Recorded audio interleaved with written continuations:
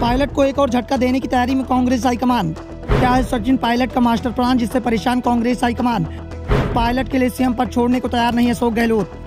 राहुल गांधी सचिन पायलट को कांग्रेस का एसेट बताते हैं, लेकिन अभी भी ऐसा कुछ दिखाई नहीं दे रहा है कि पायलट कांग्रेस के लिए एसेट है। पायलट को कोई भी जिम्मेदारी कांग्रेस सौंपने को तैयार दिखाई नहीं दे रही। उनसे सिर्फ और सिर्फ पार्टी का प्रचार कराया जा रहा है। 3 साल से पायलट सिर्फ कांग्रेस में विधायक हैं। हर बार इस बात की खबरें आती हैं कि पायलट को बड़ी जिम्मेदारी दी जाने वाली है, लेकिन खबरें जैसे ही आती हैं वैसे ही पुरानी भी पड़ जाती हैं। पायलट वहीं के वहीं खड़े रह जाते हैं। पायलट की तारीफ तो राहुल गांधी और मल्लिकार्जुन खड़गे भी करते हैं, लेकिन जब बात फैसले की आती है तो हर फैसला अशोक गहलोत के पक्ष में ही होता है। हर जगह अशोक गहलोत का खेमा मजबूत दिखाई देता है। भारत जोड़ो यात्रा के बाद रायपुर अधिवेशन में भी अशोक गहलोत की उपस्थिति रही।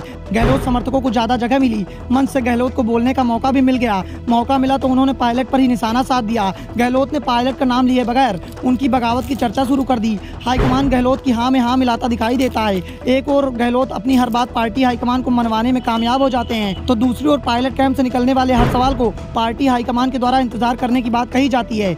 जिन 3 नेताओं ने पार्टी विधायकों को बगावत के लिए उकसाया था, पार्टी ने उन्हें नोटिस जारी किया था, लेकिन नोटिस भेजने के बाद मामले को ठंडे बस्ते में डाल दिया गया।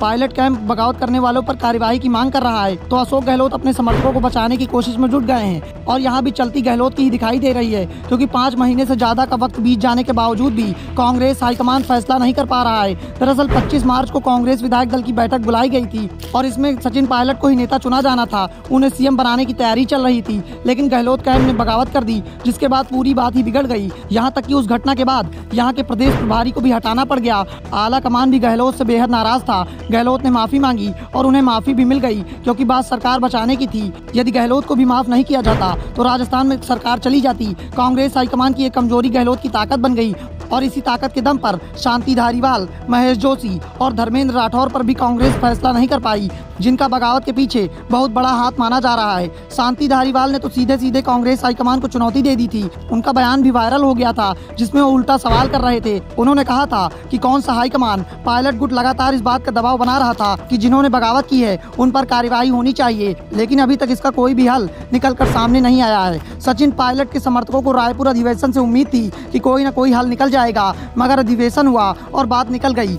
यहाँ से भी आला कमान की ओर से एक झटका सचिन पायलट को मिल गया, क्योंकि अधिवेशन से पहले जो AICC सदस्यों की लिस्ट आई थी वो काफी परेशान करने वाली रही। सचिन पायलट के कई समर्थक विधायक की उस लिस्ट में नहीं थे, जबकि अशोक गहलोत के कई खास नेता उसमें शामिल थे।